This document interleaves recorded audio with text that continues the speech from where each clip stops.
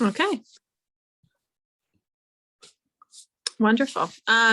So welcome everybody that's joined us today for the Metrics and Analytics Interest Group. My name is Tara Brewer. I'm the head of legal project management at Boston Scientific. I've been here for about 14 years now, and just your general data geek. I've worked in metrics and analytics for the past, I would say, 6 to 7 years in our legal department.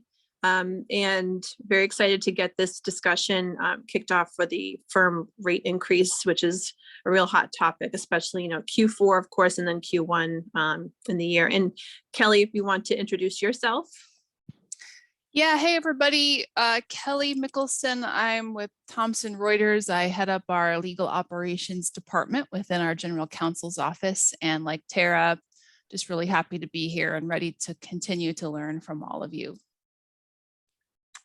Great, so we'll move on to the agenda. So we're going to be going through some different aspects of firm rate review.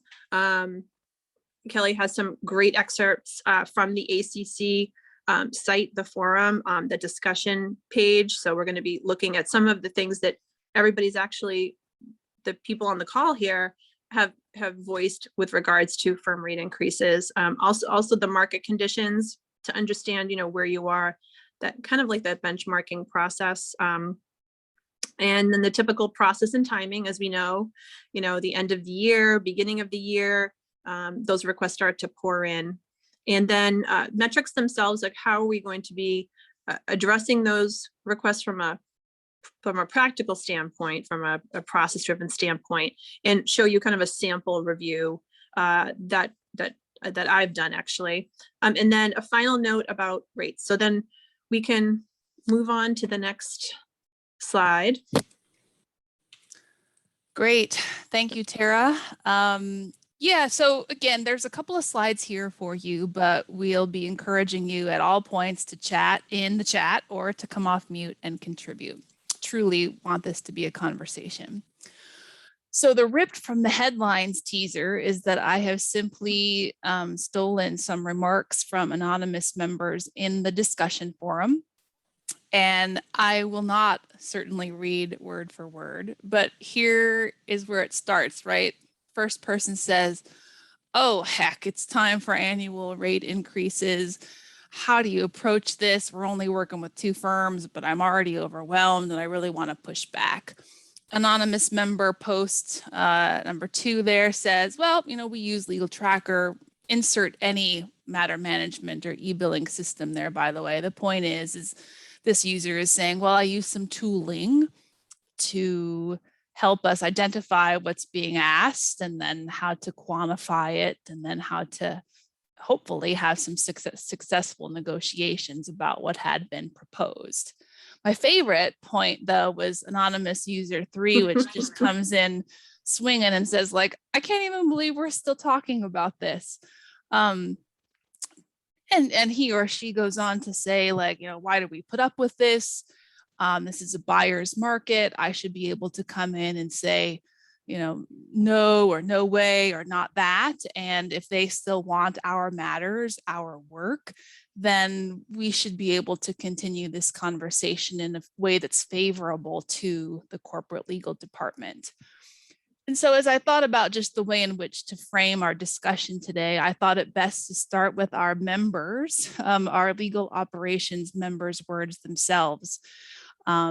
And just assure you that we're watching what you all are thinking about and talking about and wanting to bring you programming that's directly relevant to that. And of course, that's where the topic was born.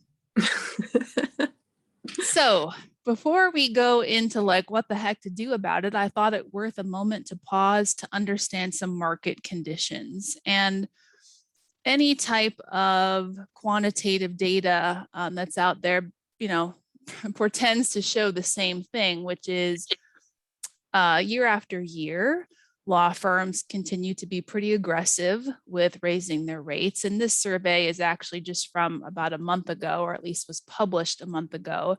You'll see the headline on the top or on the right that says, as of November, firms were increasing rates for all timekeepers in the aggregate by about 4%, 3.9 you'll see there, with the AmLaw 100 not surprisingly leading the pack there and really sticking it to us with rate increases that are even higher than the entirety of the population here. I will share with you, and again, we'll start the conversation here, again, welcoming you to come off mute or put your remarks in the chat.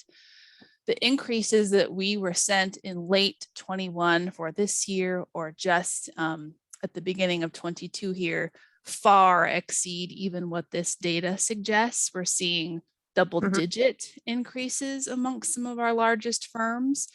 And so I will pause, as I promised, to invite you to say, yeah, we're seeing things even in excess of this or not. Colleagues, anything to share? Hi, this is Terry Johns from Nike, and Natasha, you're on the call, so I invite you to answer as well. We have actually held rates flat for the last couple of years, so we're seeing an exponential request for our law firms this year that are far beyond what I'm seeing on the page. Terry, thanks for that. And so you might say you're the victims of your own success. You held, Exactly. you held, and then bam, exactly. here it comes, right? Hey, Precisely. This is Reese Smith with Campbell Soup. I'm seeing the same thing. I'm blown away. I'm seeing increases in 20-ish years of doing this. I'm seeing increases this year that I don't think I've seen before. At least I can't remember a time I've seen them this high. But like Terry, I have a follow-up for you. You've locked them in the last couple of years. What are your firms saying to you now? Are they pushing back like you have to increase? Are you going to try to hold them flat another year? What's going on? No, we're not holding them flat another year. We think it's time to open the gates. As you might imagine, it was a little bit of a floodgate. But I also believe I'm completely with that anonymous user number 3 of the mindset that we have one of the most powerful brands in the world. And maybe it's because I'm not a lawyer. I say, you don't like it, walk. That's not what my lawyer counterparts are saying, though. Yeah. And I always joke with my lawyer friends, colleagues, that the firms they use are either their former roommate or their former law firm. And Yes. and by and large, I'm right. And so they're just too emotional about a relationship that they can't have an objective view as to what the rates should be.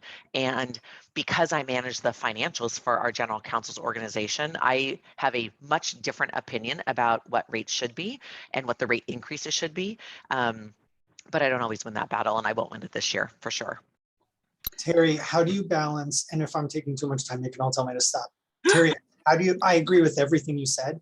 How do you balance, because we have an overarching philosophy, we want the right attorney on every matter every time, but now I'm starting to worry that the right attorney is outpriced for the work, and we need to think more about who the right attorney is and at what rate, balancing two outcomes and results. I lose that battle every single time. I'll just be honest with you. We have a very successful litigation team, for example, and that success is our own challenge. We also don't have the pressure from finance that says lower your legal fees. We want to see a cut in your legal fees. We have a great relationship with our finance team, and they always pay our legal bills. So we are in an uncommon space where we don't have the normal pressures that other companies are faced with, which is a burden for my team as we're trying to press on rigor and discipline and cost effectiveness. They press on, but this firm answers my calls at 2 o'clock in the morning when we have a burning issue, and so therefore I'm going to give them $1,250 an hour. I'm like, oh my goodness. And so it's a losing debate, to be quite honest with you. I've not won that ever, unfortunately. So I have to offset it with super high efficiency in a global contracting office where we use ALSPs. This is Natasha, the real, I work for Terry from Nike, and we are in the midst of negotiating the rate increases right now. So far, I've negotiated with 200 law firms, plus minus, and I want to encourage everyone, don't be afraid to push back, because with so far the average rate increase, if I average annualized rate increase, it's about 4%. So don't be afraid. And of course, I think it also depends on the size of the company, because we're Nike, we have a little bit better leverage than smaller companies. But at the same time, my experience, push it back and see what they'll come back with. Yeah, so I mean, the discussion already has been really rich, and I feel like I might have just spoken over someone, but I want to make sure that we have plenty of time to talk about, the way I position the conversation thus far is we already know what the answers are, what the data is in terms of the increases and perhaps the trends that we're learning from them. But I recognize that we're not all along the same maturity pathway. Some of us might believe that we already have that answer. It surely sounds like Natasha and Terry and Reese do, but perhaps some of us don't. And so I want to just make sure, I'm actually going to blow past this next slide because it was a little bit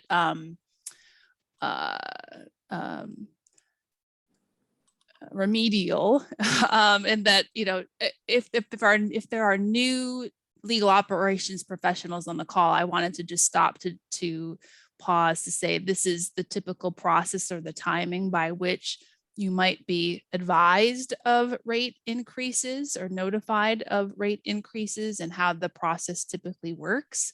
Again, we want to be welcoming to new or greener legal ops professionals. So I just wanted to pause for a split second before we get back into the big stuff that our colleagues have been talking about.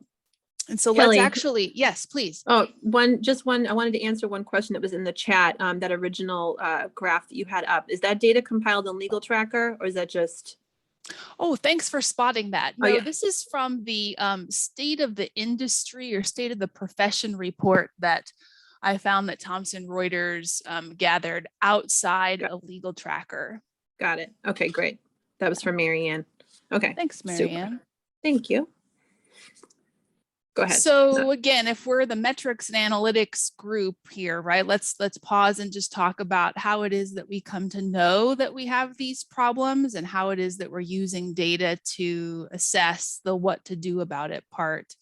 And colleagues, I recognize that the screen share or the screenshot there is not of great fidelity or clarity, but if you'll go with me for a second.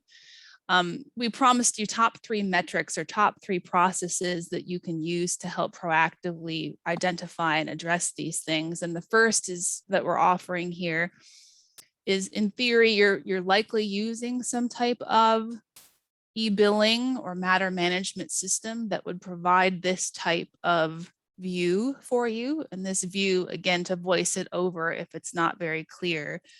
The notion is that you would have a way in your tooling to show what the proposed rate is, both base and effective. Again, those can be 2 very different things, the base rate and what they're passing down to you as the effective rate, compared to your current rate, and offering you some additional color into some indices and percentiles, hours worked, hours expected to work, depending if you're using a budgeting system within your matter management or e-billing system. And the minute, right, it takes no time at all for legal operations professionals to use a tool like this to immediately see, although not probably well in this screenshot, that this particular Jen Smith, a partner here at this fake law firm, her current rate was $165 an hour, but her new effective rate is $450, which is, according to the tool, immediately blaring to you that this is 173% higher than her current rate. And depending on how you've set up audits and other types of signals in your said system, it should be flagging to you all of these types of things without a lot of bespoke or heavy reporting that you or a colleague would need to do. So I'll pause there again to make sure that we're inviting colleagues to come off mute. Are you using these types of analytics, base versus effective versus current, and using tooling to help really put it in your face to say, wow, we've got some problems here?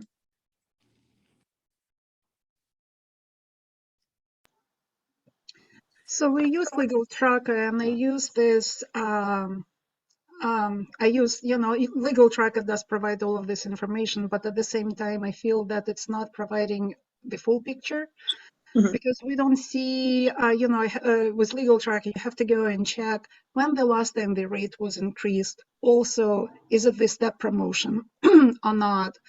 And also the how this rate compare with the other rates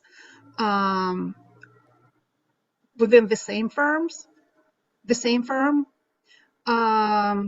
or between the kind of tier firms within the same classifications. But Right, based upon subject matter, right? So maybe they're Right. working on a different type of subject matter, right? Yeah, got it.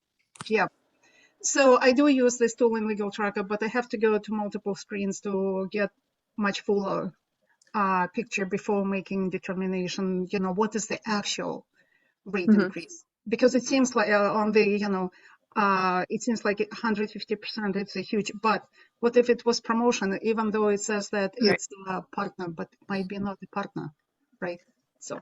Natasha, exactly right. The devil is always in the detail, and the detail can be spread across multiple screens. Your point is very well taken, and more well taken is your point about the fact that sometimes you need to consider average hourly rates amongst the same types of timekeepers at a firm, as well as substantive or jurisdictional lenses with which you might wish to look through the same data. And I promise that's coming up here in just a second in terms of yet another way that you can use the data and the metrics to help you drive forward a strategy.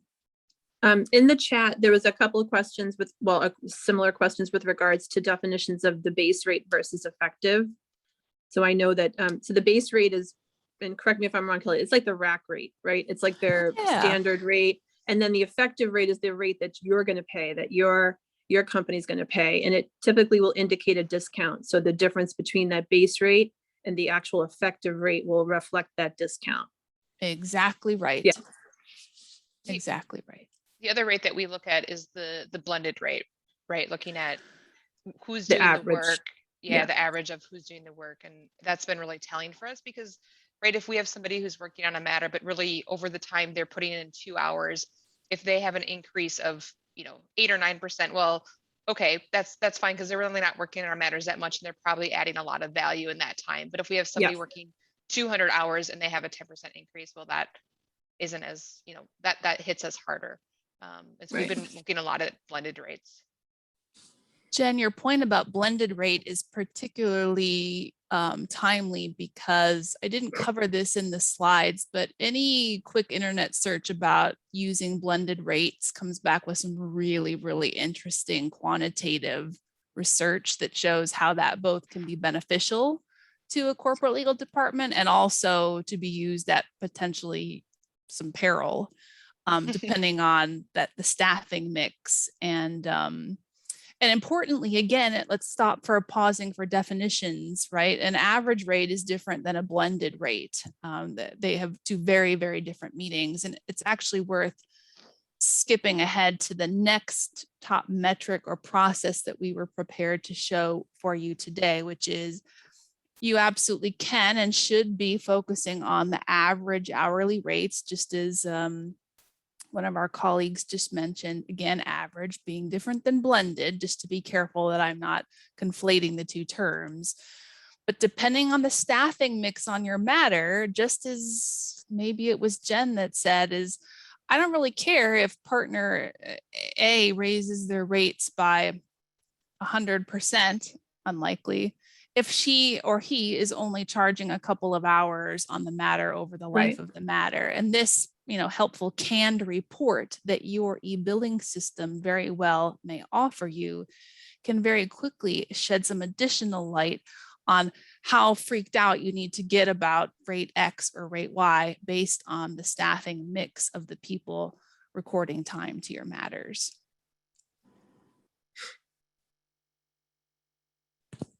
So let's go to the magic, maybe the final point, which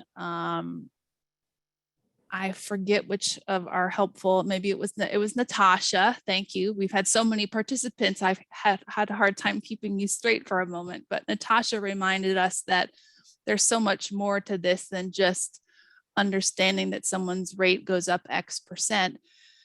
When you run some advanced hourly rate reports to, again, look through an additional lens of jurisdiction, you'll see up here in this screenshot that this was kind of faked out to show that I'd be looking in some particular metropolitan area, and that I had, could sort this to show certain substantive areas of law, thinking that I might pay more for intellectual property and litigation than I would for employment, something like that. Only when you overlay those additional parameters into your reporting can, as Natasha reminds us, you really seek to understand the gravity of and the juxtaposition of what they're asking you to do against what you know to be true in the market. Only a view like this would really allow you to understand more fully the consequence or the sense of what they've asked in terms of rate increase.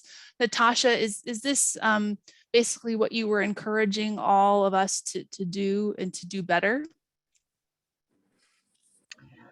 Yes, but it also depends on the bandwidth and size of your legal operations, and whether you have the analytic tool in your department that will help you to provide this data. Because for one person to do all of it, it's extremely challenging. Yeah. Natasha raises a good point, and let's begin a conversation. I have to this point been hoping and assuming that most of you are using some tool that would allow you to have some of these canned reports, reducing the burden on even a small or medium legal operations staff to do so. Let's have you come off mute though and talk about how much of that actually is a reality or is not a reality for you and your teams.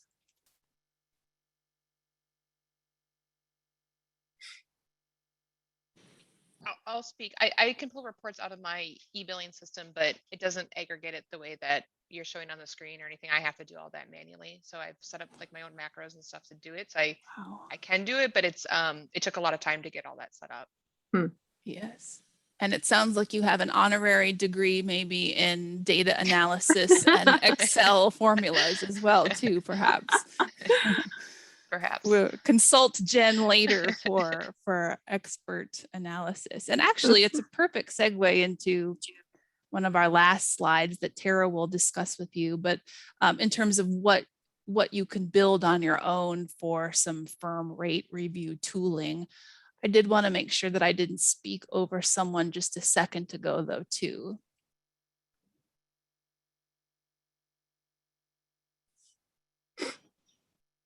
Okay, Jen, thanks for being brave and coming off mute and telling us that, the auto magic tools are really just keystrokes by you, Jen, and your team. Here on your screen now is what Tara will take you through in terms of something you could consider using. It looks like it's just a pull out of Excel. Is that right, Tara? Exactly. Yeah. So we do use Legal Tracker as well, but to a lot of other folks that had mentioned on the call and in the chat that sometimes it only does so much, right? You need to pull from different areas. So this is just like, and again, this is dummy data, but this is kind of a sample of something that we would go through for a firm review, and we add performance-based data to this that's obviously outside of the rate conversation. But when we're looking at the prior rate, the current rate, and then the proposed rates, we have all three of those. And then we're just showing the difference. So we can see, if we've already approved them for a considerable adjustment, last fiscal year, and they're asking for the same thing or like double for the current year, this is just kind of tells us what that's, what that story is. It just kind of shows us the story. The levels, because there's different years of experience. So we kind of do classify years of experience on the associate level and the partner level. I don't see that if they have council level, so it's kind of an NA there. But so we do have that designation for years of experience, because that's what typically, you see those ramp ups when people, obviously move from associate to partner level, all of that. So we just average it out. And then we're looking at the difference from the last adjustment and the difference to the proposed rate adjustment. And one thing that's important, because we do a fair amount of flat fixed fee type work versus the hourly stuff. And the flat fixed fee analysis, we do that, but it's pretty much baked in. We have an engagement, we know we're going to pay X. There's a little bit more predictability with it. You can have 20 people on your team working on our matter, doesn't matter, we're still going to pay you, 50 grand. So we don't necessarily care so much about that, but we want to know with this firm what our percentage of hourly spend is with them versus flat fixed fee. So that's something we do look at, because you're looking at the impact. So if you do say yes, or if you want to go back and have that pushback, that conversation, and we're saying, okay, well, the impact is going to be, in this case, my demo, it's like 58 grand proposed for the next year. That's if everything stayed the same as last year, which wouldn't it be lovely if it did? But sometimes you get a new case or whatever, you can't really predict that. But we're just looking at what the cost impact based upon what we know now. Also, our legal budget, certain things are paid off of our legal AOP and some things are paid outside. Sometimes, HR is paying something, or another business area is paying some of the legal fees. And so we want to see what's the budget hit for this rate increase. And then of course the discounts, we just talked about that. So that base rate versus the effective rate, is the firm giving us discounts? I mean, they're asking for, maybe it might be like, okay, that's a 6%, that's kind of steep, but they've consistently given us discounts, over the past couple of years, or they've decreased their discounts. Why is that? What's going on? So we kind of look at that as a data point too. And again, it's just like a quick kind of a scorecard, I guess you would call it. But again, pulling this information from Legal Tracker, from the rate sheet submission from the firm. We have done this with big firms that we work with that have lots and lots of different timekeeper, like in different regions. We've done it where they've sent it to us, to our legal ops manager, and then we'll actually do this kind of analysis outside of Legal Tracker. And then once we approve what's going on, they'll submit it in the system. There's been those instances too. So yeah, we do kind of do this manual exercise outside of Tracker to try to pull in those other data points that other people were talking about. It's not perfect, but it definitely does. It does highlight certain things. And actually the spend impact can be different too, right? Maybe the spend impact is, $5 grand or something, because they're looking for rate increases on timekeepers. We've never used those timekeepers. We probably will never use those timekeepers. They work in a totally different region. They wouldn't be working on our matter. So I think that came up too, right? They're just submitting rates to update their rate structure in your system, in your billing system, but you won't necessarily, is that a hill that you want to die on? Just over 1% or 2% on a timekeeper that is never going to be working on your matter. So that's a good point. We push back pretty hard when they submit like the entire roster of staff at a firm and just say, right, like, that's crazy. We only want to see the ones that are actively that are or working prospectively. Right. Yeah, sometimes we don't win that, but so I got to really, Tara, thank you for being willing to share what you do in addition to the analysis that you have in your e-billing system and what you do outside. A couple more things here from our colleagues. Michelle, you kindly said, hey, we use Legal Tracker, but could really benefit from hearing how others track KPIs related to legal fees. If anybody, of course, wants to come off mute and visit with Michelle and us about that. Tiffany also just says, if you're not authorizing the proposed rates, are the Hmm. firms pushing back and providing adequate support to justify their request? Oh, I could talk for an hour about that, but you don't want to hear more from me. Anybody want to come off and visit with Tiffany about how you react to no when they say, nope, these are our rates, or yes, these might be your rates, but we're not paying them. Let's talk about how the actual negotiations look if the group wishes. We're in that situation right now with a firm that has tried to do like 36% increase on some rates. Wow. And, I just said, that's a hard pass. No, we're not doing it. And so it has put us into this, back and forth sort of negotiation, which also includes trying to negotiate either a not to exceed or a fixed fee monthly rate. But I feel like our CFO is not interested in that. And so he's stepping in and trying to negotiate a lower increase in their hourly rates. Thank you, Kim. Yeah, I mean, look, to me, like everything in this life and particularly in this profession, it's an it depends kind of thing. It would totally depend for us what type of matter it was in terms of high complexity or high strategic value to the corporation, at what stage of the matter we were in, whether we were early on, late stage. I saw another great point about what other types of value added services they were offering to share with the corporate legal department in terms of CLEs or other types of things like that. I hate to sound so flippant about it, but it really all depends. Our colleague from Enbridge, good to see you, Adam, says, I find the value adds are typically pretty low value and seldomly used. It feels like a distraction tactic. I don't disagree.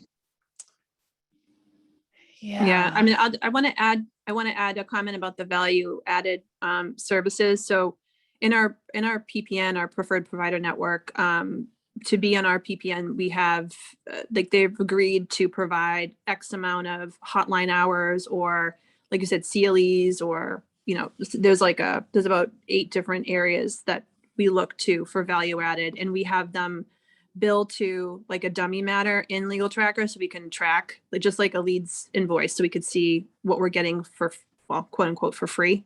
And some firms are really, really great at it, and we get a ton of value, and we do calculate that during like a business review, not necessarily during a rate review.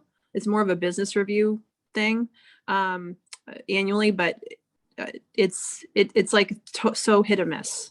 It can be a distraction tactic, and the only thing is though it's very black or white, because if they're not submitting it, we don't see it. If we can't see it, it doesn't exist. You can sit there and say you've done all these other things, but they're supposed to submit it in our system so we can view it. So that might be a good thing to add to your tracking if anybody does have those kinds of relationships with your firms. Excellent. Good stuff in the chat. Feel free to come off mute and contribute, especially so we don't accidentally speak over you. Yeah. So we've had at least one firm submit several rate increases at 38%, which has brought up some tough discussions. Obviously, I consulted though with a friend who's a finance director at a firm that we don't use, and just to get their perspective on what the market's like right now, and he had some really good information to share. And he said right there, firms are really being hit by the great resignation of 2021, and attorneys, especially associates, are moving firms and getting $20,000 raises by doing so, and that's really hitting the firms, and they're trying to pass along those additional costs that they're incurring from that. And he said, we're always going to try to get the maximum amount of increase, and unless somebody tells us no, we're going to do that. And there's plenty of companies that just don't say no, and they approve things because they don't have a legal ops team that can dig into the metrics and look at things. And so they're taking advantage in some ways. And so I think on Natasha's point, yeah, push back. I think you have to. I think they're going to keep pushing until you say no. And so that was, I think, really helpful for me. And the other thing that I think that he shared with me that was insightful was these 38 increases were people who were promoted, right, from associate to partner. Mhm. And he gave a good analogy that says, well, if you're an 8th year associate and you're already working on a matter and doing the summary judgment briefs and everything else, you're already doing the work. Just because the firm promoted you doesn't mean you're adding more value to the work that you're doing. And Right. so why do I need to pay for that? And so I thought those were just really good things that helped me prepare for my negotiations and to go back to the firm with. And so I want to share that here because it was something that I haven't heard before, and was just helpful for me to keep in mind. Yeah, I had gotten some of the same sort of advice or information as well. Yeah, it's really makes a lot of sense. Yeah, thank you so much, Jen and Kim, for participating and contributing to the discussion. I learned a hard lesson. Our outside counsel guidelines did not have sufficient teeth regarding rate increases in an open matter, and we added some teeth recently to say that, you know, typically we would expect rates to stay consistent over the lifetime of a matter, which Oh, thank exactly you. gets it at Jen's point. Yes. And so to the extent that your outside counsel guidelines already have enough teeth, that's great. Be empowered to enforce them. To the extent that they aren't, or you feel like they could be made more clear or more firm on that point, you could certainly consider that as helping and aiding in your negotiations. I'm glad you said that, because that's actually an issue that came up. Like our outside counsel billing policies currently say, you know, we expect rates to be locked in for 2 years. But we've come to, so we had a ransomware attack a couple of years ago. And so we're currently in the frying pan with a bunch of, you know, investigations and class action and all this stuff going on. And so we have an insurance claim. And we've been working with this firm who was recommended to us by the insurance company. So they're familiar with, you know, working through insurance matters. And so they've been locked in. And in fact, the engagement letter is really a help to us, because their engagement letter actually says, these are our rates for this matter. And so that to me says, you're not going to try and raise your rates on me. Yeah, good work. And now they are trying to raise those rates for all of those reasons that Jen mentioned, you know, oh, the great resignation, oh, the recession, inflation, blah, blah, blah, all the excuses that they can come up with. But we've been pushing back. Yeah, that's great work, Kim. I'd say, you know, that brings us to one of the questions that one of our colleagues asked us a few minutes ago that we probably didn't answer sufficiently, which was, well, what do you do when you're actually in the midst of a negotiation and they say no, or you say no? You know, what becomes of this potential impasse? This isn't the final answer, but this was actually going to be one of our last slides. And you'll notice that I have discontinued the screen share, but the point is, not many people think anymore that you can win on sole hourly rate negotiation, right? We haven't been successful in killing the hourly rate. We certainly haven't been successful in keeping the hourly rates from increasing for all of the market condition reasons that we've just talked about. So then what else? There has to be something else. And so where we go to next, if it's helpful to share some experience, is, and this just happened this week, firm X says, our rates are our rates, and, you know, go fly a kite if you don't like it. And we are on a sufficiently high complexity matter, sufficiently deep into the matter that we would never consider walking away. And they know it, right? And we know it. And that's why we have no bargaining power on this one. So then the answer is, well, then what, right? Is it value adds? Is it something else? And where we decided to go with this as our last best position was, let's talk about whether there's some type of cap or segment-based approach that we could take to the remaining aspects of the litigation to at least have some increasing predictability about what our costs would be. regardless of who they actually staff on the matters. And that then moved us past the impasse and back to a position of having a discussion about what could be in terms of setting some caps on a phase-based approach relating to the remainder of the litigation. Not sure if that's helpful or not. Hey, Kelly, Reese again with Campbell's. Will you, I didn't realize I wasn't on video. Will you give them more work in the future, or are you going to let the current work burn off and go to a cheaper firm or figure out right firm next time? That's a perfect question. You know, that's absolutely what we've been talking about then privately, which is, all right, we're stuck for now, right? And we've come to some default position that's the best of the worst outcomes, but heck no, right? Even if they're on our panel, if they won't continue to be competitive with rates against our benchmarks, we are unlikely to give them additional work in the future, which of course is exactly your point. Yeah. But we have so much maturity to bring to our practice and not always going to team A when we don't need team A or, you know, the A squad. We can go with the B's and the C's and the regional practices as opposed to the global practices. There is so much more we could and should be doing to be more thoughtful about who the work goes to, which is what of course Tara talked about a little bit at the beginning. And that's like a whole nother program, right? About risk and understanding risk and complexity of matters sufficient to make sure that the right lawyer gets the right work at the right time. I'm stealing someone else's point from today. We have so much maturity to bring to bear on that point. I would like to, if I could, talk about when you spoke about the engagement letter. We do that as well, and we don't allow rates to be increased during the pendency of our matters, and we put that in our engagement letters, but we also have it in our outside counsel guidelines. Mm-hmm. And we supply those with the engagement letter, and we make those outside counsel guidelines available on our billing program.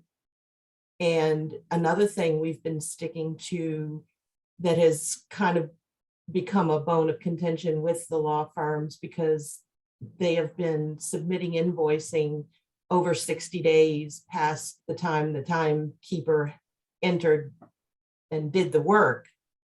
We've been rejecting those invoices and not paying them. And that is actually in our outside counsel guidelines. And so we've been rejecting those invoices, and it hasn't been going over very well. But we quote our outside counsel guidelines, which, like I said, it's in our engagement letter, attached to our engagement letter, and in our billing program, available to everyone that uses our billing program, and we're forced to use our billing program if they want to get paid. And the only way they can get paid on those past invoices is to appeal it and come up with a really good reason why they took so long to produce that invoice. And we've just started enforcing it. It's been in our guidelines for a while, but we've just started enforcing it. And so that's another thing. If the law firms don't really want to work with you on their hourly rates, start kicking back on other things that they're not doing that they should be. Yeah, thank you. So- What was your first name, ma'am? Dawn, I'm sorry, my name doesn't come up right because I Oh. don't have the thing. It's Dawn Becker. I'm with Cisco Corporation. Oh, Oh, terrific, Dawn. yeah, And I hi, promise I saw your note private to me. I promise I'll get back to you. It Yeah, sounds like Dawn could school us all on a couple of really good ways to be firm. It sounds like you've got all of the right, the teeth in your documents, and we're you're ready trying to to, kick some but butt. we accept some of them back and we let them appeal them. Yeah. But it has caused less trouble for our approvers, because when they look at them and they're over 60 days, it's like rejected. And, it makes more work for me, but in the Yep. long run, it's like they're not doing what they're supposed to be doing. Yeah. And so, Well, and everybody's got to let's- do their job. And let's remember the big why to that. And I know we've covered nearly about 50 different topics, all within or under the guise of rate increases, but let's finish on Don's thought real quick.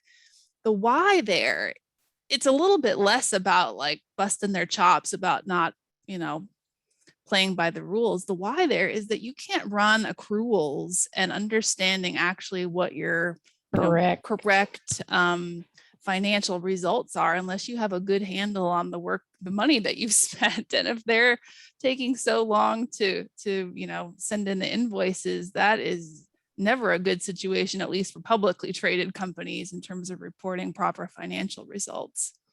Yeah, and I'll share, Don, that, I think we've all been there at one point or another, but we've had that same issue. And there might be maybe one or two firms that are frequent offenders in that. And I'll tell you, nothing gets people on the right track than having them write off an invoice.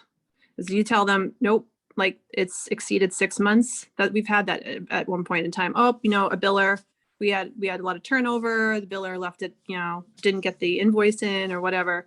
And we didn't accrue for it. It was, like you said, like to Kelly's point, didn't accrue for it. That's a big deal with our finance team. They kind of hamstring us on that. And so I just said, like, you're going to have to write it off. Like and then never did it happen again. Yeah, we've done the same thing. Yeah. Gotten an invoice from a couple of years ago, and it's like, yeah, no, we're not going to pay that. No. Yeah. Sorry. That's what I'm telling, we're not going to look at this. It's in a different billing period. I mean, Right. we've closed our books. Exactly. Yeah, good work. Yep. So That's a good colleagues, I see a lot of great stuff. Thank you to our helpers in the chat who are explaining some different types of value adds that you could consider asking for as other types of concessions to offset the sting of these rate increases. Thank you, Kevin. Yes. And Kevin, I'll add a couple more because I have them open in front of me because I can remember all of them. But training and seminars, like for our legal department, sometimes law firms, they do those. They'll do some like DE&I initiatives. We've had some initiatives with our legal department, and they've brought people to come speak. So speakers at that kind of thing. And then product education, because we're a product manufacturer and developer. So if they want to come in, we're not going to pay the hourly rate for them to get up to speed on our product lines and all that. They do that. That's on them to do. They're not going to bill us hourly for that. So we consider that a value add, just so we can track to see that what we would have paid if we did pay them. So that was another one. And I think that's Tara, that's a really good example, is having them come in and learn your business so that they can service you better. Exactly. And we shouldn't have to pay. They want the business. They want our business. So they have to invest a little bit of their own time in there. So we shouldn't have to pay for that. But yeah. Absolutely. But we just, like I said, I think it was like 2019 we instituted this. So we've just been tracking a couple of years worth of data on it. So colleagues, we've got a couple of minutes left. We hope to give you a minute back to breathe before you go to the next meeting, which it seems like all of what we do in a day is bounce from meeting to meeting. So we'll try to honor that. But where would you like to end our chat today? Again, we have covered about 50 things under the guise of rate increases, everything from engagement letters to payment terms. We didn't even talk about that. I see your question in there, Susan. Nice to see you. Where would you like to, shall we end? Maybe hopefully where we started, which is primarily about rate increases and how to handle them, what data to look for. Any finishing thoughts, closing remarks from our colleagues, especially if you think we've completely missed the mark on the metrics and analysis that a typical legal ops professional should be doing to tackle this stuff? Hey, Kelly, it's Adam. I've got just a question for the group, and that is around the approach. So when you're approaching your year end, do you wait for the rate request to trickle in, or do you actually say, here's, it's open season, we're not accepting any maxes greater than X%, and you kind of set the tone and the terms? I'm curious what folks do. I'd love to portray as though we have more maturity than we do on this. know. We hope to get there in terms of your latter point. You know, this is how we're going to run this. This is when we'd expect to hear from you if you have an intention to serve us with an increase, but we aren't there. We let it happen to us, which is part of the problem, right? If I Colleagues. can jump in, we do a year-end letter to all of our firms where we kind of set the terms of what we're looking for and our expectations for the next year.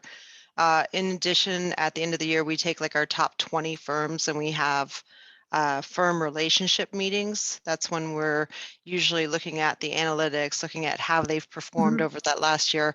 We're having conversations about D&I. We're having conversations about capped fees and collared fees and what can we do and how can we be more creative and how can we partner together.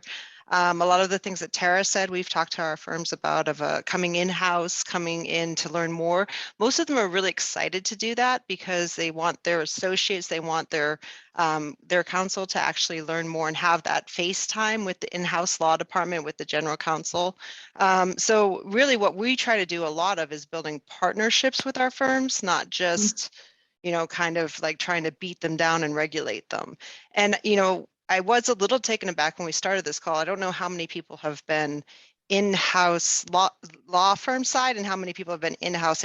I've been on both sides of it and the struggle's real on both sides. So sometimes to have a little bit of a patience and understand that, you know, the law firms sometimes are struggling as much as we are. Thank you, Susan. What a perfect way to end. Just, you know, grace and professionalism and understanding that each party comes to the table with, you know, their own set of concerns and challenges. And it sounds like we all need to be a little bit more like Susan in terms of their proactive approach, their year-end letter. Boy, that sounds terrific. I know. I wrote that down. Yeah, nice work, Susan. Back to, let's just see any other questions or comments from Adam. You know, Adam set us off on a potential closing topic here. Any other feedback or suggestions for Adam? This is Renda from Williams Companies, and we actually have it written in our outside counsel guidelines that we will accept increased requests during the month of January. We review during February, and if approved, then they're always effective March 1st. Nice. Really nice, Renda. We have the Nice and same clean. thing, although we've pushed it up to the fourth quarter because they typically want them to be active as of January 1, but we have the same process. Yeah, and I'm finding that as well, actually. Brenda, thank you. It's nice to see you. I know that you spotted this and got an invite, and I'm delighted you were able to join us. Oh, thank you very much. Yeah, Tiffany, great point in the chat there. We've got, once again, teeth in the guidelines, right? That you point to say this is how we've agreed to run. And it looks like she's telling us the great point or great stipulations they have in their outside counsel guidelines as well. Yeah. Anybody want the final word? I'll just say thank you guys for organizing this. It's a timely topic. I would second that. Great job, guys. Yeah, thank you. We do it for you and with you, and I have learned more just in the comments scrolling in the chat than what I came in with, and so I'm already smarter because of you all. Absolutely. Yeah. No, thank you everybody for participating. I really appreciate it. It wouldn't happen without all of you. So. Okay. Terrific. Thank you all. Great. Thanks to the ACC as well. Bye-bye. Yes, thanks ACC. Appreciate it. Bye. Thank you.